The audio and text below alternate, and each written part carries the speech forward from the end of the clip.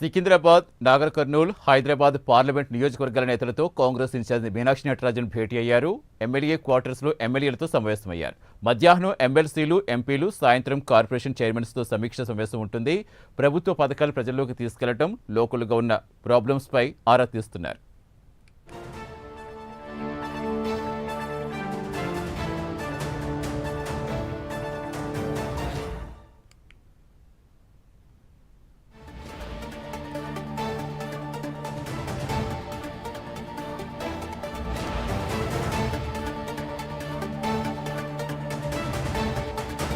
పూర్తి సమాచారం ఇచ్చేందుకు మా కరెస్పాండెంట్ అజీం జరుగుతున్నారు. అజీం, ప్రధానంగా ఏ అంశాలపై సమీక్షిస్తున్నారు?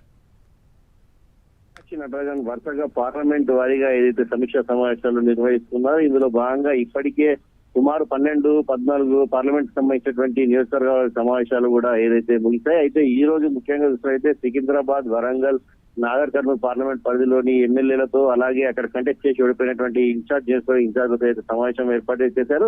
అయితే అందరితో కూడా సింగిల్ గానే మాట్లాడుతున్నారు. మినిమం 5 to 10 minutes అక్కడ ఉన్నటువంటి సమస్యలు ఏంటి, అక్కడ ఉన్నటువంటి ప్రధానమైనటువంటి అంశాలు ఏంటి, అలాగే ప్రభుత్వ పథకాలను ఏ మేరకు ఎలా ప్రజల్లోకి తీసుకెళ్తున్నారు అనే అంశంపై ఏదైతే ప్రధానంగా మాట్లాడుతున్నారు. అలాగే పార్టీలో పదవులపై కూడా మాట్లాడుతున్నారు. ఎవరు ఏ పదవి ఆశిస్తున్నారు, ఎన్ని రోజుల నుంచి పార్టీలో ఉన్నారు, అక్కడ ఉన్నటువంటి పార్టీలో ఉన్నటువంటి డిస్టర్బెన్స్ ఏంటి, ఎవరి వల్ల డిస్టర్బెన్స్ ఉంది, ఇలాంటి అనేకమైన క్వశ్చన్స్ ప్రధానంగా ఏదైతే అక్కడ ఉన్నటువంటి ఇన్ఛార్జ్లతో కావచ్చు, ఎమ్మెల్యేలతో కావచ్చు ఏదైతే మాట్లాడి అడిగి తెలుసుకునే ప్రయత్నం అయితే చేస్తున్నారు. వారికి తగిన భరోసా పార్టీలో వారికంటూ ఉన్నటువంటి ప్రాధాన్యత, ఎన్ని సంవత్సరాలు చేస్తున్నారు, పార్టీ కోసం కష్టపడేటువంటి వారి తీరు పైన ఏదైతే అక్కడ ఉన్నటువంటి భరోసా అయితే ఇవ్వడం కూడా జరుగుతుంది. అయితే దీంతో పాటు ఈ రోజు ప్రత్యేకంగా ఈ రోజు చూసినట్లయితే కార్పొరేషన్ చైర్మన్ తో పాటు ఎమ్మెల్సీలు, అలాగే రాజ్యసభ సభ్యులు, అలాగే ఎంపీలు వీళ్ళందరితో కూడా ఈ రోజు ప్రత్యేకంగా సమావేశం కానున్నారు. అయితే ఈ సమావేశం రాత్రి 8-9 గంటల వరకు కూడా కొనసాగుతుంది. ఎంపీలో అక్కడ ఉన్నటువంటి పరిస్థితుల్లో ఏ మేరకు పనిచేస్తున్నారు, ఏ మేరకు పథకాలను ప్రజల్లోకి తీసుకెళ్తున్నారు, అలాగే